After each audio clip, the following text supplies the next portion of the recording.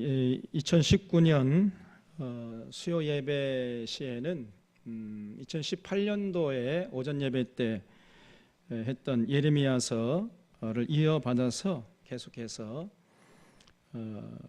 대화 설교를 하도록 하겠습니다. 우리가 이 성경 전체를 이렇게 순서적으로 살펴보는 것, 이게 정말 중요한 거죠.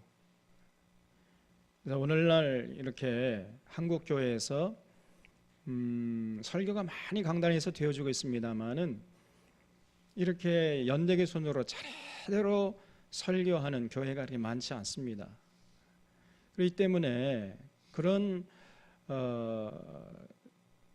설교, 주제 설교 혹은 뭐 강해 설교라기도 합니다만은 그런 종류의 설교를 많이 들어도 이 성경을 몰라요.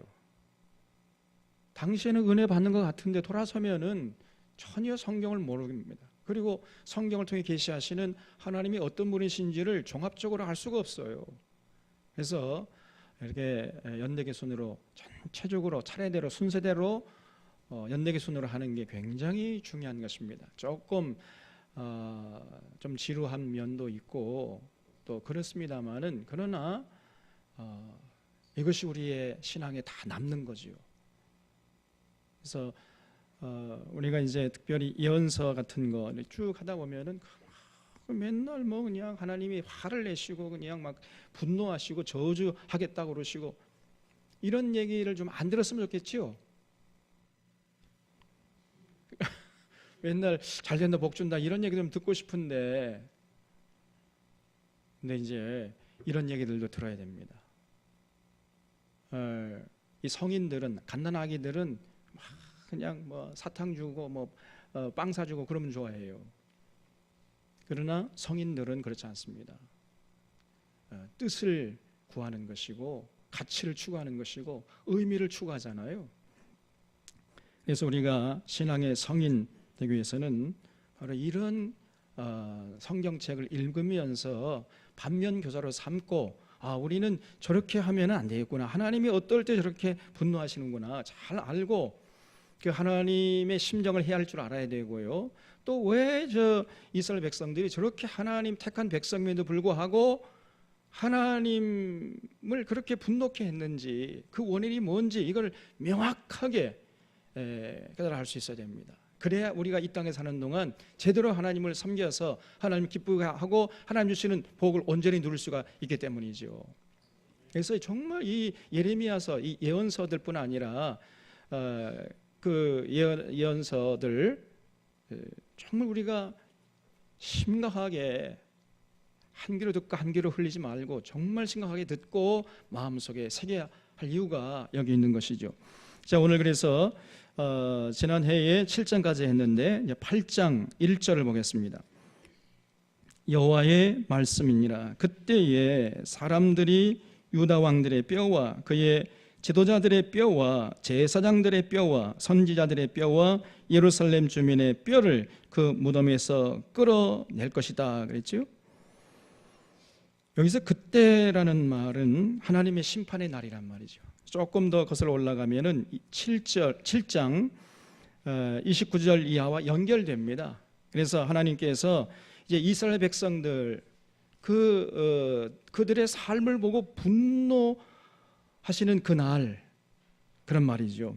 근데 왜 그런 하나님이 분노하셨느냐? 이 사람들이 뭘 했길래 여기 32절 말씀 보면요. 그러므로 여호와께서 말씀하시니 날이 이르면 이것을 도벳이라 하거나 힘놈의 아들의 골짜기라 말하지 아니하고 죽임의 골짜기로 말하리니 이런 도벳의 자리가 없을 만큼 매장했기 때문이라 그랬죠. 잡을 보세요. 이 예루살렘 가면은 예루살렘 그 기드론 골짜기가 있어요. 베다니에서 올라가면은 그 마리아와 마르다가 살고 있던 그 베다니에서 이렇게 쭉 올라가면은 그 기드론 골짜기가 나옵니다. 그래서 내려갔다가 올라가면 예루살렘 성이 나오고 그 왼쪽으로 또 흰놈 골짜기가 있어요. 여기는 흰놈의 아들의 골짜기인데 보통 흰놈 골짜기라고 합니다. 그 흰놈 골짜기에서는 뭘 했느냐? 거기는 사람들이 죽으면은 매장하는 곳이에요. 그리고 사람들을 죽여가지고 이제 시체 어디 버릴 곳이 없잖아요. 그러면 그 흰놈 골짜기에 갖다가 버리는 겁니다. 그러니까 쉽게 말하면은 공동묘지 같은 이런 곳이다 그 말이죠. 그런데 이 사람들이 그 흰놈 골짜기에다가 뭘 만들었냐면은 이 31절 보세요. 7장 31절에 흰놈의 아들 골짜기에 도벳사당을 건축하고 그들의 자녀들을 불에 살랐나니 내가 명령하지 아니했고 내 마음에 생각하지도 아니한 일을 이 사람들이 했어요. 쉽게 말하면은 그 흰놈 골짜기 그 공동묘지 그 근방에다가 바알 산당을 짓고요, 거기다가 자기 자녀를 잡아가지고 바알에게 제사 드리면서 자기 자녀를 제물로 갖다 바쳤다는 겁니다. 여러분, 그 자기 자녀들을 각을 떠가지고 죽여요. 그런 다음에 그 시체를 이제 흰놈 골짜기에다 갖다 버리는 거죠. 그건 전혀 하나님이 기뻐하시는 짓이 아닙니다. 하나님은 생각지도 않은 그런 일들을 이 사람들이 그냥 바알의 이름으로 했다 그 말이에요. 바로 그곳에 이제 무덤이 많이 있잖아요. 거기 왕들의 무덤이 있고 지도자들의 무덤도 있고 제사장들의 무덤이 있을 텐데 그 왕들과 제사장들과 지도자들의 무덤을 파헤쳐 가지고 그들의 뼈를 전부 다 끄집어낼 것이라 그 말이에요. 하나님께서 그날에는 이걸 뭐라고 그러죠? 무덤에 있는 시체의 뼈를 끄집어내 가지고 훼손하는 걸 뭐라고 그럽니까? 부관참시. 하나님이 부관참시를 당하게 하겠다. 이스라엘 백성들을 죽음의 늪으로 끌고 갔던, 그래 바알을 섬기게 했던 당시의 지도자들, 왕들과 제사장들과 서기관들, 그리고 제사장들, 이런 사람들의 뼈를 끄집어내 가지고 다 부관참시 받도록 하겠다는 거예요. 그 정도로 하나님이 분노하셨습니다. 그래서 예루살렘 주민의 뼈를 그 무덤에서 끌어내어 그들이 사랑하며 섬기며 뒤따르며 구하며 경배하던 해와 달과 하늘의 뭇별 아래에서 펼쳐지게 하리니 그 뼈가 거두이거나 묻히지 못하여 지면에서 분토가 틀 것이며 그랬죠. 그 사람들이 살아생전에 좋았던 게 뭐죠? 해와 달과 하늘의 뭇별들 섬겼잖아요. 그 우상을 섬기는데 빨랐잖아요. 그러니까 너희들이 그렇게 살아생전에 좋아하던 하늘의 신들, 별들, 그 달의 신들을 그저 마음껏 섬겨봐라 해가지고 그 무덤에 있는 그 뼈들을 전부 다 끄집어내가지고 부관참시 하도록 하겠다는 겁니다. 하나님의 분노가 하늘을 찌르고 있는 거죠. 이는 악한 민족에 남아있는 자, 무릇 내게 쫓겨나서 각처에 남아있는 자들이 사는 것보다 죽는 것을 원하리라. 만군의 여호와의 말씀이니라. 그 하나님의 심판의 날에는요, 너무 고통스러워가지고 차라리 죽는 것이 더 낫겠다는 거예요. 사는 것보다. 죽기를 원하지만 죽을 수도 없습니다. 그런 끔찍한 재앙을 하나님께서 붓겠다는 거죠. 4절에 너는 또 그들에게 말하기를 여호와의 말씀에 사람이 엎드러지면 어찌 일어나지 아니하겠으며 사람이 떠나갔으면 어찌 돌아오지 아니하겠느냐. 이 예루살렘 백성이 항상 나를 떠나 물러가면 어찌함이냐 그랬죠. 보통 사람 엎드러지면요 일어나잖아요. 또 떠나갔으면 돌아오지 않습니까? 그런데 예루살렘 사람들은 떠나갔어도 돌아올 줄 몰라요. 전혀 돌아오지 않았다는 것입니다. 아무리 돌아오라고 외치고 목이 쉬도록 외쳐도 돌아오질 않고 돌아오려고 하질 않아요. 그래서 여기 5절 보면 이 예루살렘 백성이 항상 나를 떠나 물러가면 어찌함이냐. 그들이 거짓을 고집을 해요. 그것이 잘못된 길이다. 그 거짓된 길이다. 그 틀린 길이야. 그쪽으로 가면 죽어. 이리 돌아와. 아무리 가르쳐줘도요 자꾸 거짓을 고집을 해요. 돌아오려고 하지는 않습니다. 돌아오길 거절하도다. 내가 귀를 기울여 들은즉 그들이 정직을 말하지 아니하며 그들의 악을 뉘우쳐서 내가 행한 것이 무엇인고 말하는 자가 없습니다. 뭐 그저 자기가 잘난 줄 알고 자기 고집 부리면서 자기를 돌아볼 생각을 안 하는 거예요. 그러면서 죽음의 길로 빨리 달려갑니다. 마치 전쟁터로 향하여 달리는 말같이 각각 그 길로 행하도다. 그럼 전쟁터로 향하는 말은요, 죽기 살기로 막 뛰어가잖아요. 그 전쟁터로. 그런 것처럼 이 사람들이 그 거짓된 길, 그 틀린 길이에요. 그쪽으로 가면 죽습니다. 사망길인데 정신없이 그 사망길로 달려간다는 거예요. 그 길로 가지 말아라. 거기는 죽는 길이다. 아무리 외쳐도 듣지 못합니다. 돌아오려고 하지 않는 거예요. 이것이 당시 예레미야 시대의 남유다 예루살렘 백성들의 모습이었다는 것입니다. 그래서 공중의 학은 그 정한 시기를 알고 산비둘기와 제비와 두루미는 그들이 올 때를 지키거늘 내 백성은 여호와의 규례를 알지 못하는도다. 쉽게 말하면은 이러한 미물, 이 동물들, 이 새들, 산비둘기나 제비나 학이나 두루미보다도 당시 하나님의 택한 남유다 예루살렘 사람들이 못했다는 거예요. 전혀 하나님의 규례를 분별할 수 있는 능력이 없습니다. 엉뚱하지만 하는 거예요. 그래서 8절에 너희가 어찌 우리는 지혜가 있고 우리에게는 여호와의 율법이 있다 말하겠느냐. 참으로 서기관의 거짓의 붓이 거짓되게 하였나니 지혜롭다 하는 자들은 부끄러움을 당하며 두려워 떨다가 잡히리라. 이 서기관의 거짓의 붓, 서기관은 이제 하나님 말씀을 대필하고 다시 또 뭐 대필하고 그런 사람 아닙니까? 근데 그 서기관의 붓이 전부 다 거짓입니다. 요즘 우리가 보잖아요. 이 언론들이 적폐의 대상이에요. 언론이 건강치 못한 게 지금 한국 사회의 큰 문제 아닙니까?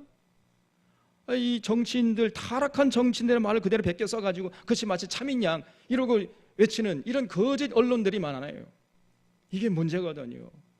당시 서기관들이 이 하나님의 말씀을 쓰는 데게 전부 거짓이에요. 이게. 그러니 어떻게 백성들이 올바른 길을 갈 수 있겠습니까, 여러분? 서기관의 거짓의 붓이 거짓되게 하였나니 지혜롭다 하는 자들은 부끄러움을 당하며 두려워 떨다가 잡히리라. 보라 그들이 여호와의 말을 버렸으니 그들에게 무슨 지혜가 있으리야. 우리가 이런 말이 있잖아요. 헛똑똑이. 똑똑한 채 하지만은 정말 어리석은 자들입니다. 그렇게 어리석을 수가 없는 거예요. 말하는 게 전부 다 거짓 위에 기반되어 있다니까요. 참 진리 위에 서 있는 것이 아니라 거짓 위에 서서 말하고 행동하니 어떻게 지혜가 있을 수 있겠습니까? 그들에게. 10절에 그러므로 하나님이요 이런 모습을 보시고 이제 분노하신다는 거죠. 내가 그들의 아내를 타인에게 주겠고 그들의 밭을 그 차지할 자들에게 주리니 그들은 가장 작은 자로부터 큰 자까지 다 욕심내며 선지자로부터 제사장까지 다 거짓을 행함이라. 당시 예루살렘 사회가요 작은 자부터 큰 자까지 전부 다 거짓에 기반해서 살아갑니다. 다 그저 욕심을 내요. 진리를 추구하는 것이 아니고 이것이 내게 유익하냐 유익하지 않느냐 이런 관점에서 판단하고 내게 유익하면 그 진리고 내게 불리하면 그 진리가 아니에요. 그게 어떤 객관적인 진리가 있는 것이 아니고 내게 유익하면 그 진리고 내게 불리하면 그 진리가 아닙니다. 이런 식으로 삶을 살았어요. 당시의 사람들이. 큰 자부터 작은 자까지 또 선지자부터 제사장까지 다 거짓을 행함이니라. 입에서 나오는 것마다 거짓말이. 입만 열면 거짓말 해야 됩니다. 그들이 딸 내 백성의 상처를 가볍게 여기면서 말하기를 평강하다 평강하다 하나 평강이 없도다 그랬죠. 거짓 평화를 외치댔습니다. 축복을 남발해요 그냥. 네. 여러분 하나님은 축복하신 분이 아니죠. 하나님은 복을 내려주시는 분이고 이제 피조물들은 하나님께 복을 비는 거죠. 그걸 축복이라 하는 거죠. 그래서 우리 하나님 축복해 주시옵소서 그런 말이 성립이 됩니까 안 됩니까? 안 되죠. 우리 하나님은 축복한다는 거. 우리 하나님이 제일 높으신데 누구한테 가서 복을 빌겠어요? 그래서 하나님 축복해 주십시오. 그 말은 좀 틀린 말이에요. 그래서 하나님은 우리에게 복을 내려 주시옵소서. 이렇게 이제 우리가 기도해야 되고요. 또 저는 이제 하나님 우리에게 축복해 주시옵소서. 이렇게 기도할 수가 있는 거죠. 그런 것들을 잘 가려서 기도할 때도 기도할 필요가 있습니다. 그래서 이 사람들은 자꾸 거짓 평화를 외쳐댑니다. 평화, 평화. 여기 평강합니다. 여기는 평강이 있습니다. 여기는 절대로 안전합니다. 하지만은 다 거짓말입니다. 평강이 없어요. 평강이 없는데 평강이 있다고 자꾸. 하나님이 복을 주시지 않는 거 지금 화를 내고 계시는데 하나님이 여러분들 지금 복을 주실 것입니다. 막 이렇게 거짓말을 해야 돼요. 제가 우리 교인들 생각하면요 고맙기도 하고 또 눈물이 나기도 합니다. 또 사실은 왜냐하면은 송구영신 예배 때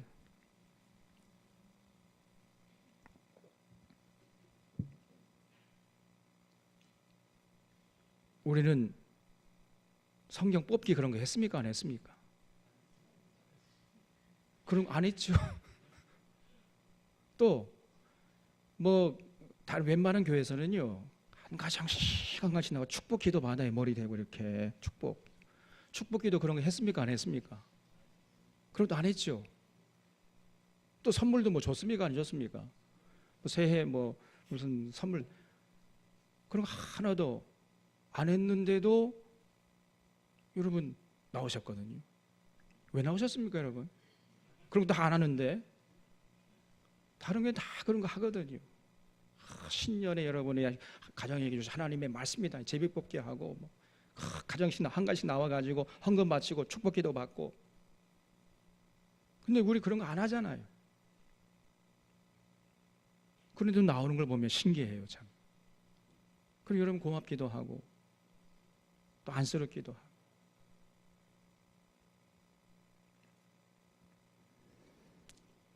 거짓 축복을 남발하면 안 돼요. 우리가 어떨 때 하나님께 복을 받죠? 하나님이 어떨 때 우리에게 복을 주십니까, 여러분? 예? 우리가 하나님의 말씀을 마음판에 새기고 그 하나님의 뜻과 규례대로 살아가는 현장에서 하나님이 우리의 삶을 보시고 복을 주신다 그랬죠? 그렇게 살지 않으면요 아무리 뭐 목사님이 축복기도 한다 복 받을 리가 없어요. 믿습니까, 여러분? 그런 짓 하지 말아요. 함부로 축복을 남발하고 말이에요. 실제 삶이 뒷받침돼야지. 삶은 뒷받침되지 않으면서 하나님께 복 받기를 원하고 말이에요. 그런 거짓된 행위를 하지 말아야 된다 말이에요. 당시 예루살렘 사람들이 그 거짓 선자들 그냥 평안하다. 사실은 평안이 있는 게 아닙니다. 지금 바벨론 군대가 지금 내일 모레면 쳐들어오게 돼 있어요. 여기는 안심하십시오. 여기는 절대로 안전합니다. 거짓 평을 외쳐내니까 그 말에 그냥 그대로 속아 넘어가 버린 거예요. 평안하다 하나 평강이 없도다. 그들이 가증한 일을 행할 때에 부끄러워하였느냐 아니라 조금도 부끄러워하지 않을 뿐 아니라 얼굴도 붉어지지 아니했느니라. 이렇게 거짓을 외치면서 이 사람들이 양심의 가책을 느꼈을까요? 느끼지 않았다는 거예요. 얼굴이 붉어졌을까요? 전혀 얼굴이 붉어지지 않았습니다. 양심에 과인 맞아가지고 거짓말을 밥 먹듯이 하는데 뭐 이제. 그러므로 그들이 엎드러질 자와 함께 엎드러질 것이라. 내가 그들을 벌할 때에 그들이 거꾸러지리라. 여호와의 말씀이니라.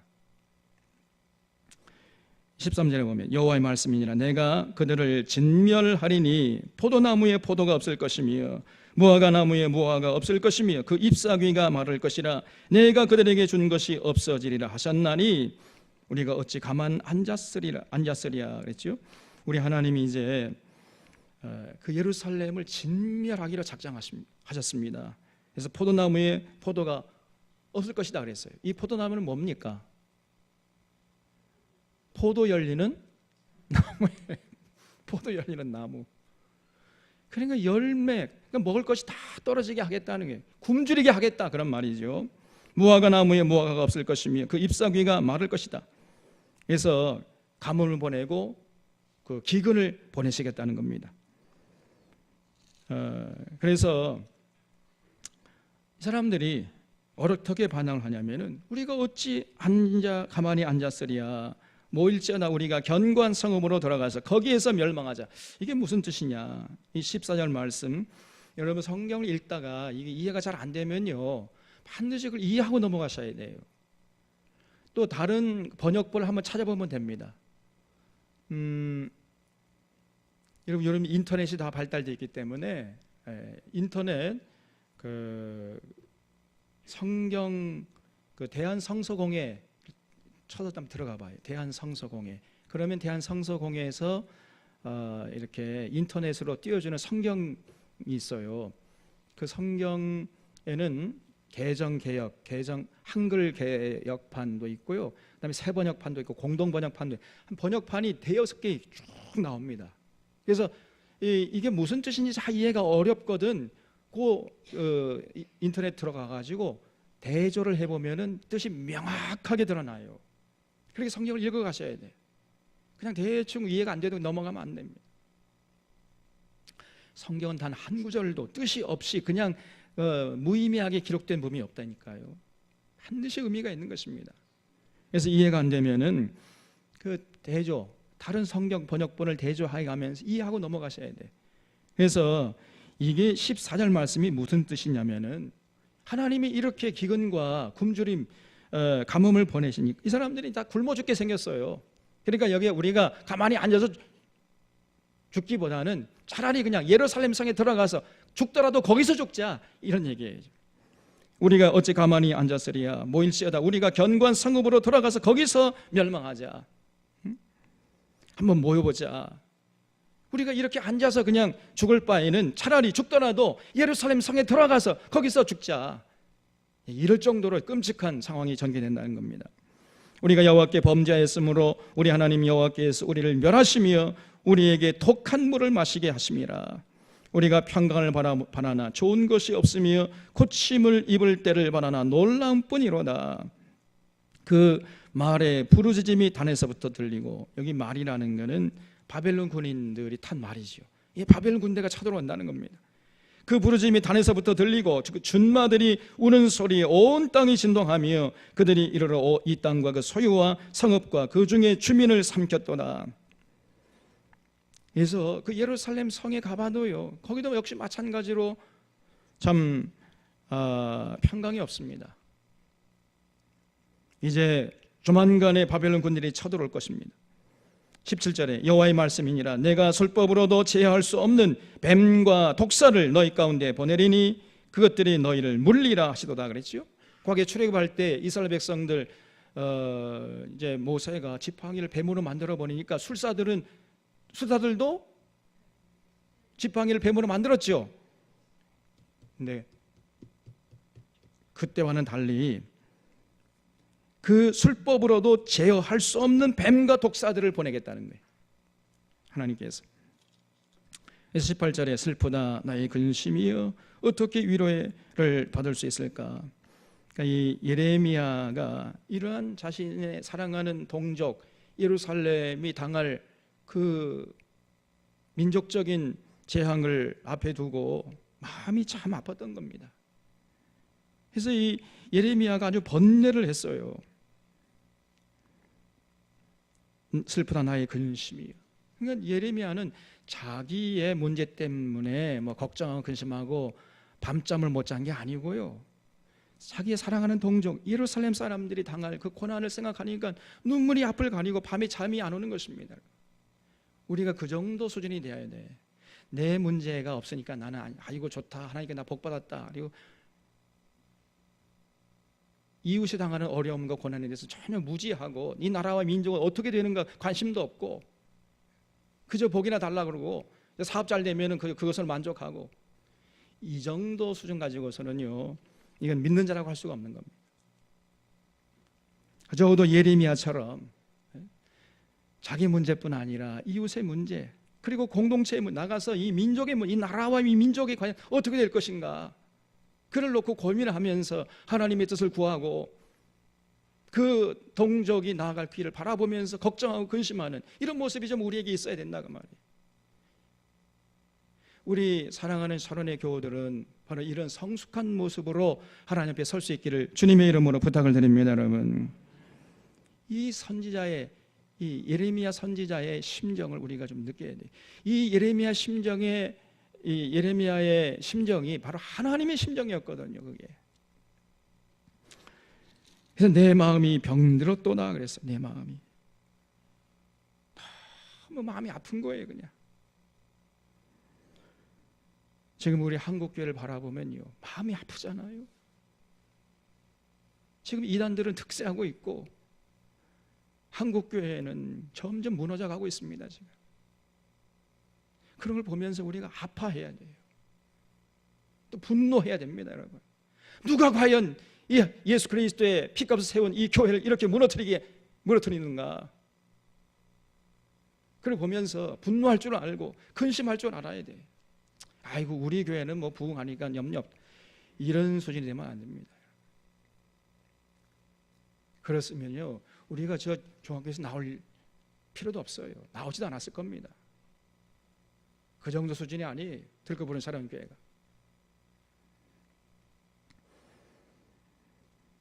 한국교회를 바라보는 그 신앙적인 지평을 가지고 신앙생활을 하려고 하는 거예요. 그래서 정말 우리 시대의 건강을 한번 세워보자, 그런 마음으로 하나님 앞에 설 수 있기를 바랍니다. 여러분, 내 딸 백성이 심히 먼 땅에서 부르짖는 소리로다. 여호와께서 시온에 계시지 아니한가? 그의 왕이 그 가운데 계시지 아니한가? 근데 어찌해서 이런 어려움을 당하게 되는가 그 말이죠. 그들이 어찌하여 그 조각한 신상과 이방의 헛된 것들로 나를 경노하게 하였는고 하시니. 자, 여기 18절 19절은 예레미야가 주인공이에요. 나라 할 때 나가 예레미야입니다. 그런데 여기 19절 하반절부터 그들이 어찌하여 그 조각한 신상과 이방의 헛된 것들로 나를 경노하게 하였는가 할 때 이 나는 누구예요? 여호와 하나님입니다. 이게 달라요. 1인칭 대명사가 18절 19절에 나하고 19절 하반절에 나하고 이 1인칭 대명사가 다릅니다. 무슨 말이 이해가 되시죠? 그래서 18절 19절에 나는 예레미야를 말하는 것이고 19절 하반절에 나는 여호와 하나님 말하는 거예요. 여호와 하나님이 그렇게 탄식을 했어요. 그들이 조각한 신상과 이방의 헛된 것들로 하나님의 그 노를 경발시켰다 그 말이죠. 그런 모습을 예레미야가 보면서 탄식하고 근심했던 것입니다. 추수할 때가 지나고 여름이 다하였으나 우리는 구원을 얻지 못한다 하는도다. 딸 내 백성이 상하였으므로 나도 상하여 슬퍼하며 놀라움에 잡혔도다. 21절은 또 나가 누구요? 예레미야죠. 예레미야 선지자가 당시에 이 예루살렘 백성들을 당할 그 고난과 민족적인 그 재앙을 바라보면서 슬퍼하며 놀라움에 잠긴 것입니다. 여러분, 길라앗에는 유향이 있지 아니한가? 그곳에는 의사가 있지 아니한가? 딸 내 백성이 치료를 받지 못하면 어찌 됨인고? 9장 1절에 어찌하면 내 머리는 물이 되고 내 눈은 눈물 근원이 될꼬? 죽임을 당한 딸 내 백성을 위하여 취하로 울리로다. 그래서 그러니까 예레미야의 눈에 항상 눈물이 그렁그렁했습니다. 예레미야의 눈에 눈물이 마르지 않았어요. 그냥 늘 눈물 하나게 나갔습니다. 왜냐하면 이 예루살렘 백성들이 당할 고난을 생각하니까요, 눈물이 앞을 가리는 것입니다. 예레미야의 자신의 문제 가지고 이렇게 울지 않았어요. 당시 이 예루살렘 사람들이 하나님께 받을 그 고난을 생각하니까 눈물이 앞을 가리는 거예요. 내 머리가 물이 되고 내 눈은 눈물 근원이 될고. 아침 저녁으로 그냥 울면서 산 사람이 예레미야입니다. 40년 동안이나. 그리고 그러다 보니까 예레미야가요, 예루살렘 사람들이 이제 싫어졌어요. 그냥 생각만 해도 그냥 진절머리가 나는 거예요. 그냥. 그래서 여기 2절 보면은 내가 광야에서 나그네가 머무를 곳을 얻는다면 내 백성을 떠나가리니. 그러니까 예레미야가 예루살렘 사람들 곁을 떠나고 싶었어요. 왜냐하면 그들의 사는 모습이 너무 더럽고 추하고 같이 있을 수가 없으니까. 아무리 그렇게 살지 말라고 해도 안 들어요. 그래서 그들의 곁을 떠나고 싶었습니다. 떠나자니 또 하나님의 사명이 또 주상 같고 말이죠. 예? 떠나지 말라고 하시고 또 같이 있자니 더러워 냄새나 가지고 있을 수가 없고 말이에요. 예레미야가 죽을 지경이었다고 말이죠. 내가 광야에서 나그네가 모를 것을 얻는다면 내 백성을 떠나가고 싶다는 거지요. 왜냐하면 그들은 다 간음하는 자요 반역하는 자의 무리가 되미로다. 여호와의 말씀이니라. 그들이 화를 담긴 같이 그들의 혀를 놀려 거짓을 말하며, 그러니까 입만 열면 거짓말을 해댑니다. 이 사람들이.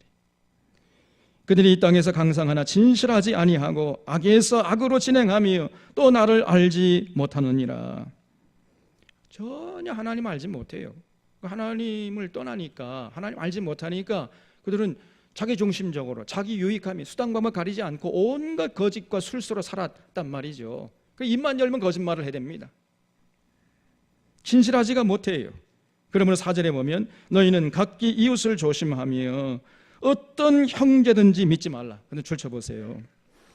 그러니까 당시 예루살렘 사람들의 모든 인간관계가 파괴됐다는 겁니다. 어떤 사람도 믿을 수가 없었어요. 그냥. 왜냐하면 전부 거짓말 해야 되니까 너나 나나 할 것 없이 전부 거짓말 하는 거예요. 그냥. 인간관계가 믿을 수 있는 사람이 아무도 없었다 그 말이죠. 어떤 형제든지 믿지 말아라. 형제마다 완전히 속이며 이웃마다 다니며 비방함이니라. 여러분, 지옥이 어디 따로 있겠습니까? 이곳이 지옥이지 또 지옥이 따로 있겠어요? 당시 예루살렘이 이렇게 비참하게 됐다는 겁니다. 그들은 각기 이웃을 속이며 진실을 말하지 아니하며 그들의 혀로 거짓말하기를 가르치며, 거짓말하고 가르쳐요. 또 악을 행하기에 지치거늘 네가 사는 곳이 속이는 일 가운데 있도다. 온갖 거짓과 술수가 난무하는 이런 사회를 이루고 말았던 겁니다. 왜냐하면 하나님을 알지 못하니까. 그래서 그들은 속이는 일로 말미암아 나를 알기를 싫어하느니라. 여호와의 말씀이니라. 그러니까 그런 거짓과 술수로 살기 때문에 하나님을 알게 해주려고 해도요 싫어하는 거예요. 하나님 필요 없어. 하나님을 알면은 거짓과 술수로 살아갈 수가 없잖아요. 그럼 당장의 눈앞에 이익 추구하지 못하지 않습니까? 그러니까 하나님 알기를 싫어하는 거예요, 이 사람들이. 그러므로 만군의 여호와께서 이와 같이 말씀하시되 보라, 내가 내 딸 백성을 어떻게 처치할꼬 그들을 녹이고 연단하리라. 그들의 혀는 죽이는 화살이라. 참 이 묘사가 어떻게 이렇게 절묘한지. 그들의 혀가 죽이는 화살이에요. 여러분, 화살 한번 맞아 보시겠습니까? 화살 한번 맞으면 어떻게 되겠어요? 죽이는 화살에 이 사람 입에서 나오는 말들마다 사람을 다 죽여버려 그냥. 여러분, 혀가요 굉장히 무섭습니다. 말을 여러분 잘해야 돼요. 이 세치혀를 잘 놀려야 되는 것입니다. 그 입을 열면은 그 입에서 나오는 그 화살로 수많은 사람이 죽어버려요. 그냥. 죽이는 화살이 독화살입니다. 거짓을 말하며 입으로는 그 이웃에게 평화를 말하나 마음으로는 해를 꾸미는도다. 내가 이 일들로 말미암아 그들에게 벌하지 아니하겠으며 내 마음이 이런 나라에게 보복하지 않겠느냐. 여호와의 말씀이니라. 하나님이 이런 자들 가만두겠느냐 그 말이죠.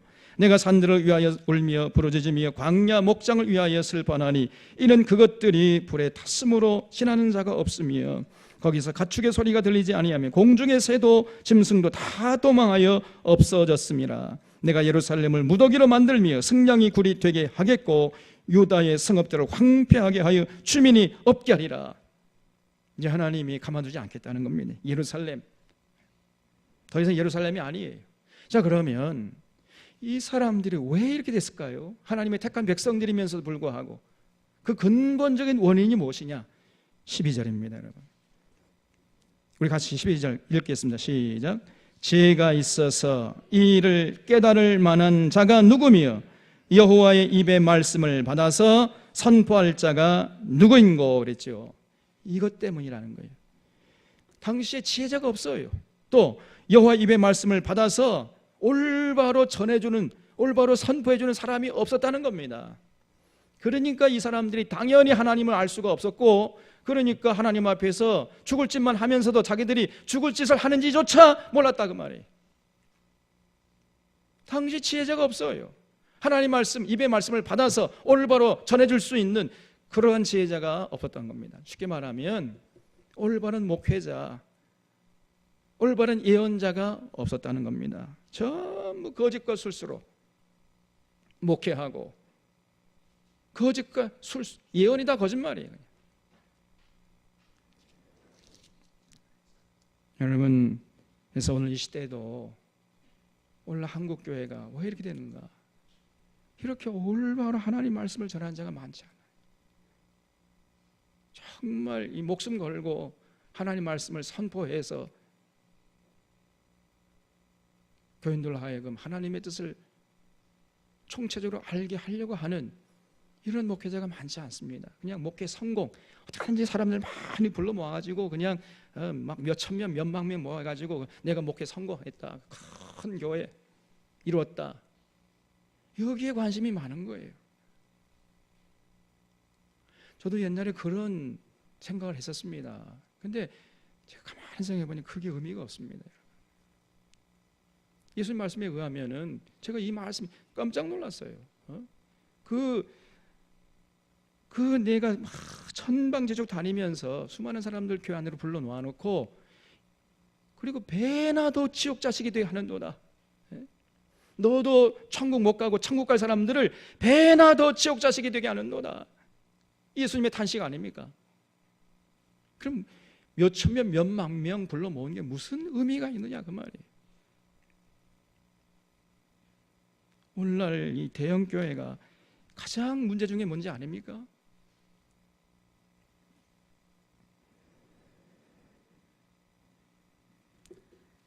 그래서 하나님 말씀을 제대로 깨닫고 전하는 자, 이런 자가 귀한 거예요. 어느 시대나. 여러분, 목회자가 누구죠? 목회자가 하나님의 종이죠. 종. 하나님의 사자라고 하지도 말아요. 그냥 하나님의 종, 그게 제일 좋아. 하나님의 종. 그러면 목회자는 하나님의 종이에요. 성도들의 종입니까? 또 그것도 아니죠. 목사님은 우리 종입니다. 그거 곤란합니다, 여러분. 저 여러분 종 아니에요. 하나님의 종이에요. 저는 하나님의 종. 그러면 하나님 종이면은 누구에게 충성을 해야 돼요? 하나님께 충성해야죠. 근데 종은 종인데 무슨 종이냐? 하나님의 말 심부름꾼이에요. 하나님이 가서 내 백성들에게 이런 말을 전해라. 하나님이 입의 말을 맡아가지고 하나님 대신 전하는, 그걸 우리가 목회자로 해요. 하나님의 종이에요. 그러면 그 종은 하나님이 전하라고 하는 것만 전하면 되는 거예요. 내가 마음에 안 든다 해가지고 빼거나 또 그걸 덧붙이거나 그러면 안 되지요. 그러면은 그거는 종이 아니죠. 지가 주인이야 그러면? 종은요, 주인이 하라는 대로 해야 됩니다. 그게 종이에요. 하나님이 전하는 것만 딱 부러지게 전하면 그것으로 그 사명 끝나는 거예요. 그 백성들이 듣든지 아니 듣든지 너는 상관하지 말고 내가 전하라고 한 것만 전해라. 알았어, 가봐. 그렇게 보내신 거예요. 그냥. 그래서 하나님의 입의 말씀을 받아서 선포할, 온전히 가감하지 말고 빼지 말고 더하지도 말고 노닥거리지 말고 바르고 빠르게 전할, 이런 하나님의 종이 필요한 것입니다. 그러한 하나님의 종은요, 앞으로 가면 갈수록 더 필요해요.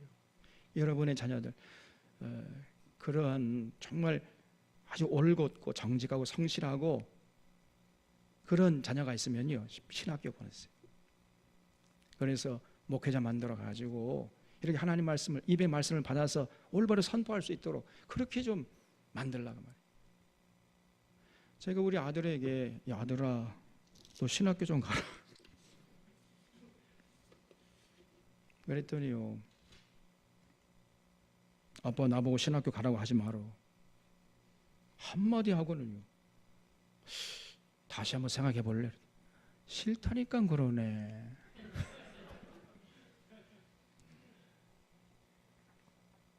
말도 못 꺼내게 해요. 제가 좀 늦었습니다. 저도 옛날에 목회가 별로 재미가 없더라고요. 그래서 그냥 이쯤에서 그만둘까 그냥 하다가. 네, 제가 노 목사님 만나 뵙고요, 완전히 달라졌습니다. 그렇구나, 이 목회자가 중요한 거구나. 그래서 하나님 말씀을 제대로 깨닫고 전하고 가르칠 자가 중요한 거구나. 그래서 그때부터는 목회가 재밌어졌어요. 이제 70세까지 절대로 내가 은퇴 안 할 겁니다. 거기는 빨리 은퇴하려고 그랬어요, 제가. 그래서 여호와 입의 말씀을 받아서 선포할 자들이 없었어요, 그 당시에. 그래서 이 이스라엘 백성들이 하나님에서 무지했습니다. 그냥 엉뚱한 짓 하는 거예요. 그냥 거짓과 술수로 살면서 하나님 들어갈 줄 몰라요. 그래서 이 땅이 어찌하여 멸망하여 광야같이 불타서 지나가는 자가 없게 되었느냐. 여호와께서 말씀하시되 이는 그들이 내가 그들의 앞에 세운 나의 율법을 버리고 내 목소리를 순종하지 아니하며 그대로 행치 아니하고 그 마음의 완악함을 따라 그 조상들이 자기에게 가르친 바알들을 따랐음이니라 그랬죠. 하나님과 맺은 언약, 이 사람들은 전혀 몰랐어요. 신의 산 언약 전혀 몰랐습니다. 그러니까 그들 완전히 폐기시켜 버리고 조상들이 자기들이 가르친 이 바알 선지자들, 이 가르쳐준 그 삶의 원리를 따라 살아버렸단 말이죠. 그러니 이렇게 하나님의 분노를 자아내는 어리석은 삶을 살았던 거지요. 그러므로 만군의 여호와 이스라엘 하나님께서 이와 같이 말씀하시니라. 보라, 내가 그들 곧 이스라엘 이 백성에게 쑥을 먹이며 독한 물을 마시게 하고 그들과 그들의 조상이 알지 못하던 여러 나라 가운데 그들을 흩어버리고 진멸되기까지 그 뒤로 칼을 보내리라 하셨느니라. 바벨 군대를 보내겠다는 거죠. 17절 만군의 여호와께서 이와 같이 말씀하시되 너희는 잘 생각해보고 곡하는 분녀를 불러오며 또 사람을 보내 지혜로운 분녀를 불러오되 그들로 빨리 와서 우리를 위하여 애곡하여 우리의 눈에서 눈물이 떨어지게 하며 우리 눈꺼풀에서 물이 쏟아지게 하라. 이는 시온에서 통곡하는 소리가 들리기를 우리가 아주 망하였구나, 우리가 크게 부끄러움을 당하였구나, 우리가 그 땅을 떠난 것은 그들이 우리 거처를 헐었음이로다 하미로다. 그들이 누구죠? 바벨론 군대죠. 바벨론 군대가 와가지고 우리의 모든 삶의 거처를 다 파괴했다. 그래서 결국은 통곡하게 될 것이다, 그런 얘기죠. 부녀들이여 여호와의 말씀을 들으라. 너희 귀에 그 입의 말씀을 받으라. 너희 딸들에게 애곡하게 하고 각기 이웃에게 슬픈 노래를 가르치라. 무릇 사망이 우리 창문을 통하여 넘어 들어오며 우리 궁실에 들어오며 밖에서는 자녀들을 거리에서는 청년들을 멸절하려 하느니라. 이제 사망이 들어왔어 예루살렘에요. 창문 넘어서. 너는 이와 같이 말하라. 여호와의 말씀에 사람의 시체가 분토같이 들에 떨어질 것이며 추수하는 자의 뒤에 버려져 거두지 못한 곡식단같이 되리라 하셨느니라. 여호와께서 이와 같이 말씀하시되 지혜로운 자는 그 지혜를 자랑하지 말라. 용사는 그 용명을 자랑하지 말라. 부자는 그의 부함을 자랑하지 말라. 자랑하는 자는 이것으로 자랑할지니 곧 명철하여 나를 아는 것과 나 여호와는 사랑과 정의와 공의를 땅에 행하는 자인 줄 깨닫는 것이라. 나는 이 일을 기뻐하노라. 여호와의 말씀이니라 그랬죠. 여러분, 하나님 앞에 미련한 자는 누구냐? 지혜를 자랑하는 자예요. 자기 지혜를 자꾸 자랑해. 또 자기 힘을 자랑합니다. 내가 이렇게 힘이 있어 이거사. 또 자기 돈, 내가 이렇게 부자야. 자기 물질의 부를 자랑해요. 이런 사람들이 가장 어리석은 사람들이라. 그런 속담이 있죠. 여수 가면은 뭘 자랑하지 말라 그랬습니다. 돈 자랑하지 말라. 고흥 가면은 힘 자랑하지 마라. 주먹 자랑하지 마라. 순천에 가면은 순천 사람들이 똑똑한가 보지요. 인물 자랑하지 말라 그러더라고. 네, 그런 얘기입니다. 하나님 앞에서 지혜 자랑하고 힘 자랑하고 돈 자랑해. 이런 사람처럼 어리석은 사람이 없는 겁니다. 진실로 우리의 자랑은 뭐가 되어야 됩니까? 여기 24절에 자랑하려면 이것으로 자랑할지니 명철하여 나를 아는 것. 하나님을 내가 압니다. 이걸 자랑해야 돼요. 내가 하나님과의 관계가 원만하고 내가 하나님 사랑하고 하나님이 나를 사랑한 줄 압니다. 이걸 자랑해야 돼요. 나 여호와는 사랑과 정의와 공의를 땅에 행하는 자인 줄을 깨닫는 것이라. 여러분, 바로 이 사람이 진짜로 지혜로운 사람이에요. 우리가 섬기는 여호와 하나님이 어떤 분이냐, 그 하나님을 잘 알아야 돼요. 그 하나님이 어떤 분이냐면요, 다른 거 원하는 게 아닙니다. 우리 하나님은 사랑을 원하세요. 사랑, 또 정의, 공의를 이 땅에 행하는 것, 이거를 원하시는 하나님이시다 그 말이에요. 사랑과 공의와 정의를 행하는 분이십니다, 여러분. 또 그래서 그 사랑하고 공의를 행하고 정의를 행하는 자를 사랑하세요. 그런 자를 기뻐하시는 하나님이십니다. 그런 하나님을 잘 알아야 돼. 그걸 자랑해야 하는 것입니다. 우리 사랑하는 서론의 교우들은 이런 썩어질 것들, 아무것도 의미 없는 이런 것 자랑하지 말고 그저 하나님 아는 것, 하나님은 사랑과 정의와 공의를 땅에 행하는 자인 줄 잘 아는 것, 그것을 자랑할 수 있기를 바랍니다, 여러분. 여호와의 말씀이니라. 15절에 보라, 날이 이르면 할례 받은 자와 할례 받지 못한 자를 내가 다 벌하리니 애굽과 유다와 에돔과 암몬 자손과 모압과 및 광야에 살면서 살적을 깎은 자들에게라. 무릇 모든 민족은 할례 받지 못했고 이스라엘은 마음에 할례 받지 못하였느니라 하셨느니라 그랬죠. 그러니까 열방들은요, 육신의 할례를 받지 못했어요. 그 살적을 깎지 않았습니다. 할례가 뭔지 아시죠? 그 할례 받지 못했어요. 그런데 하나님의 택한 이스라엘 백성, 다시 예루살렘 백성들은요, 육신의 할례는 받았어요. 그런데 뭘 받지 못했다고요? 마음의 할례는 받지 못했다는 겁니다. 그러니까 열방이나 유대인들이나 예루살렘 사람이 똑같다는 거죠. 아니, 예루살렘 사람이 더 악했다는 것입니다. 이 이방인들은 뭐 육신의 할례 받지 않았기 때문에 저렇게 살아가는 건 당연한 것이고, 이 예루살렘 사람들은 자기들은 육신의 할례 받았다고 하면서 저렇게 살아. 똑같이. 그러니까 더 악한 것이라는 겁니다. 여러분, 마음의 할례라는 것은 육신의 할례라는 것은 마음의 할례 받은 자들을 외적으로 표시하는 거에 불과한 거 아닙니까? 그게 육신의 할례예요. 그러니까 마음의 할례 없이 육신의 할례만 받으면 그거는 사기치는, 하나님 앞에 큰 죄를 짓는 거지요. 마음의 할례도 없는데 어떻게 육신의 할례를 받느냐 그 말이. 그럼 거짓말하는 것이고 사기치는 것이 하나님 앞에서 속이는 거 아닙니까? 육신의 할례라는 것은 마음의 할례가 있는 자들이 받는 것인데, 그래서 이 사람은 하나님의 택한 백성입니다라는 걸 만방에 증거하기 위해서 육신의 할례 받는 것인데, 하나님을 따를 생각도 없고 결의도 없고 결단도 없고 의지도 없고 그런 사람들이 그냥 육신의 할례만 받았다고 해서 하나님 백성이 되는 줄 알았단 말이죠. 천만의 말씀 만만의 공덕입니다. 오늘날도 이런 일들이 많아요. 여러분, 오늘 마음의 할례가 뭐죠? 다른 말로 우리 지금 기독교식으로 하면 뭡니까? 세례. 세례 받으려면요, 마음의 할례가 있어야 돼요. 내가 예수 그리스도와 함께 십자가에 죽고 예수 그리스도와 함께 그 부활에 인합된 자라는 이 신앙 고백이, 그 결단과 그런 의지와 열정이 있어야 되는 것입니다. 그런 마음의 할례가 있는 사람에게 주는 것이 세례예요. 그 마음의 할례도 없는 사람이 그냥 세례 줘버려. 우리 교회 이 사람은 세례 집사입니다. 그러면 이제 다른 교회 못 갈까 봐 우리 교회 붙잡아두는 수단으로 사용해 버리는 것입니다. 우리 듣고 보는 사람들께는 절대로 그런 어리석은 하지 않기를 주님의 이름으로 부탁을 드립니다, 여러분. 그래서 마음의 할례가 없는 사람에게 세례 주면 안 돼요. 아무에게나 함부로 세례 주는 거 아닙니다, 여러분. 제가 군에 있을 때 제 군의 세례를 신용하지 않는 이유가 있어요. 아무에게나 세례 주는 거예요. 그냥. 군목, 그 군종병이요, 저 위에서 명령이 내려와요. 몇 명 세례 받은 것 보고해라. 그럼 그걸 보고하기 위해서 숫자를 그냥 써놓기 위해서 그냥 아무에게나 세례 줘버리는 거예요. 이 군대 세례가 별 의미가 없습니다. 그 마음속에 육신의 할례를 받아야 되는데, 내가 그리스도와 함께 십자가에 죽고 그리스도와 함께 내가 다시 살았습니다.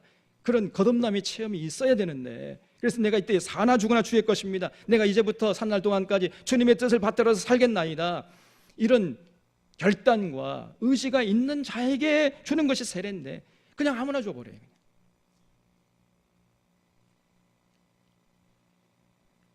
그래서 이 군대 세례는 이 신용을 못합니다. 저도 옛날에 군에 있을 때 우리 대대 군종병을 좀 했거든요. 위에서 내려와요. 몇 명 세례 받게 해가지고 보고해라. 딱 숫자가 내려옵니다. 그럼 그걸 채워야 돼. 또 그렇게 하면 안 됩니다, 여러분. 당시 예루살렘 사람들이 마음의 할례 없이 그냥 육신의 할례만 받았어요. 그러면 하나님의 백성이 되는 줄 알았습니다. 하나님이 기뻐하실 줄 알았어요. 천만의 말씀이죠. 우리 하나님이 절대 기뻐하지 않으시나. 이걸 우리가 적용시키면요, 우리도 마찬가지. 그냥 교회 다닌다고 해서 다 천국 가는 게 아닙니다. 주여 주여 한다고 해서 천국 가는 줄 생각하지 말라 그랬지 예수님이. 정말 마음의 할례를 받아야 돼. 내가 이 땅에 산 날 동안까지 그 어떤 것에 휘둘리지 않고 주님 사랑하고 주님의 뒤를 따라 주님의 가르침대로 살겠습니다. 나는 그런 결단, 그런 의지가 있어야 됩니다, 여러분. 그 마음의 할례가 있어야 돼요. 그냥 처세술, 처신술 그냥 약삭빠르게 그냥 믿는 자들처럼, 믿는 자들이 아주 약삭빠라요. 그냥. 그러면 안 됩니다, 여러분. 우리 그런 자들은 여기 샤론교회에 있으면 안 돼. 빨리 다른 교회 가세요, 그냥. 이 10장에 보면은, 그래서 결국 이 9장에 보면 8장에서 하나님이 분노하시는데 그 이유가 뭐냐? 9장에 보면 지혜자가 없었다는 거예요. 하나님의 입의 말씀을 받아 선포해서 이스라엘 백성들 깨닫게 해줄 수 있는 사람이 없었기 때문에 결국 이 사람들이 마음의 할례를 받지 못했어요. 이렇게 하나님 앞에 죽을 짓을 하는 겁니다. 그러면서도 그 자체를 몰라요. 그래서 이 사람들이 결국은 도달하는 게 어디냐? 10장에 보면은요, 우상 숭배 이제 하는 거예요, 이 사람들. 10장 1절에 이스라엘 집이여 여호와께서 너희에게 이르시는 말씀을 들을지어다. 여호와께서 이와 같이 말씀하시되 여러 나라의 길을 배우지 말라. 여러 나라의 길은 열방의 길인데 그 열방의 길은 우상 숭배하는 길이죠. 우상 숭배하는 길. 이방 사람들은 하늘의 징조를 두려워하거니와 너희는 그것을 두려워하지 말라 그랬어요. 이방 사람들은 하나님을 모르기 때문에 하늘의 징조를 자꾸 두려워해요. 밤이 되면 도대체 다음 날 아침 새벽이 밝아올까? 태양을 그렇게 두려워했던 겁니다, 여러분. 옛날 사람들, 고대 사람들이. 그래 너희는 그걸 두려워하지 말아라. 여러 나라의 풍습은 헛된 것이니 살림에서 벤 나무요 기술공의 두 손이 도끼로 만든 것이라. 그들이 은과 금으로 그것을 꾸미고 못과 장돌이로 그것을 든든히 하여 흔들리지 않게 하나니 그것이 둥근 기둥 같아서 말도 못하며 걸어다니지도 못하므로 사람이 메어야 하느니라. 그것이 그들에게 화를 주거나 복을 주지 못하나니 너희는 두려워하지 말라 하셨느니라 그랬죠. 그러니까 그 열방들이 섬기는 우상, 근데 그 우상을 이스라엘 백성들도 그대로 받아들였단 말이죠. 이 바알 우상을 섬겼어요, 이 사람들이. 근데 이 바알 우상이 어떤 것이냐? 사람이 나무를 베었어요. 나무를 베다가 거기다가 은과 금으로 이제 입혔습니다. 그리고 못이나 장도리로 박아가지고 움직이지 못하도록 만든 게 바알 우상이란 말이죠. 사람이 손으로 만든 겁니다. 그렇기 때문에 거기 생기가 없어가지고 복을 줄 수 있습니까, 없습니까? 저주할 수 있습니까, 없습니까? 복도 못 주고 저주도 못하는 것인데, 사람의 손으로 만든 나무 조각이나 돌멩이 조각에 불과한 것인데 그렇게 이스라엘 백성들이 이 바알을 섬겼단 말이에요. 얼마나 어리석은 사람들이냐 그 말입니다. 그래서 그것이 5절에 둥근 기둥 같아서 말도 못하고 걸어다니지도 못하므로 사람이 메어야 하느니라. 그것이 그들에게 화를 주거나 복을 주지 못하나니 너희는 두려워하지 말라. 그런데 이스라엘 백성들은 이 바알 우상을 그렇게 두려워하면서 바알을 섬기기 여념이 없었다 그 말이지요. 여호와여 주와 같은 이 없나이다. 주는 크시니 주의 이름이 그 권능으로 말미암아 크십니다 그랬죠. 그래서 우리 여호와 하나님은요 그렇지 않습니다. 그래서 여기 결론적으로 14절 보겠습니다. 사람마다 어리석고 무식하도다. 은장이마다 자기의 조각한 신상으로 말미암아 수치를 당하나니 이는 그가 부어 만든 우상은 거짓 것이요 그 속에 생기가 없어요. 바알은 사람이 손으로 만든 그 나무 조각에 불과하지 않습니까? 그것들은 헛것이고 망령되이 만든 것인즉 징벌하실 때 멸망할 것들입니다. 여러분, 생기가 없어가지고 복도 못 주고 저주도 못하는 나무 조각에 불과한 것인데, 그러나 야곱의 분깃, 다시 말씀드려서 이스라엘 백성이 섬기는 여호와 하나님은 그렇지 않다는 겁니다. 이같이 아니하시니 그는 만물의 조성자요 이스라엘은 그의 기업의 지파라. 그 이름은 만군의 여호와시니라. 여러분, 여호와 하나님은요, 이 바알 우상과는 하늘과 땅만큼 차이가 나는 거예요. 비교할 수가 없습니다. 여러분, 여호와 하나님이 생기가 있어가지고 우리에게 복도 주실 뿐 아니라 저주도 하실 수 있는 분이세요. 그러니까 우리가 누구를 두려워해야 돼요? 여호와 하나님을 두려워해야 돼요. 누구를 섬겨야 합니까? 여호와 하나님을 섬겨야죠. 다시 말해서 여호와 하나님 사랑하고 그분이 우리에게 명령한 규례와 법 또한 그 명령을 따라 살아가는 이런 데 힘써야 된다고 말이에요. 그것이 우리의 과제예요. 여러분, 우리가 이제 새해를 맞이했는데 우리도 돌아봐야 됩니다. 혹시나 우리 속에도 우상이 있을 수 있어요. 내가 지금 나무 조각 앞에 가서 무릎 꿇지 않았다, 섬기지 않았다 해가지고 나 우상 숭배자가 아니다 이렇게 생각하면 곤란합니다. 우상을 정의하자면 어떻게 정의할 수 있겠습니까? 우상은 뭐냐? 하나님보다 더 사랑하는 것이 우상이에요. 여호와 하나님보다 더 사랑할 수 있다면 그것이 우상이에요. 여러분, 여러분의 남편, 여러분의 아내, 여러분의 자식, 여러분의 사업, 여러분의 계획, 여러분의 전통, 여러분의 습관, 그것이 하나님보다 더 우선되면 안 됩니다. 그러면 그게 우상이에요. 그래서 그 모든 것들이 하나님 밑으로 위치하도록, 하나님의 뜻에 복종하도록 그렇게 해야 됩니다. 우리가 돌아봐야 돼요. 우리 자신의 삶을. 이거는 누굴 위해서 그런 것이 아니라 여러분 자신을 위해서 돌아봐야 됩니다.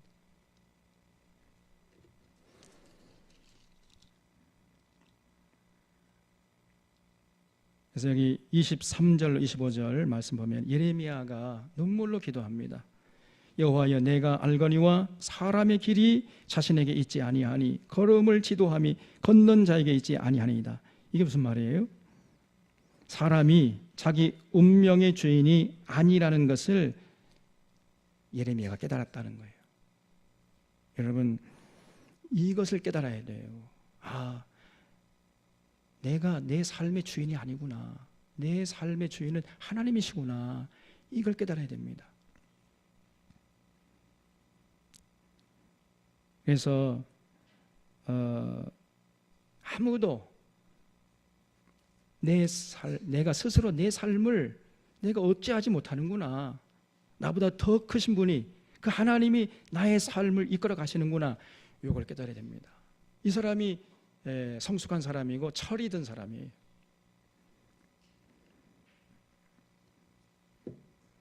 그래서 하나님을 두려워하고 하나님을 섬기려고 하고 하나님의 뜻이 어디 있는가 이걸 늘 살펴야 됩니다.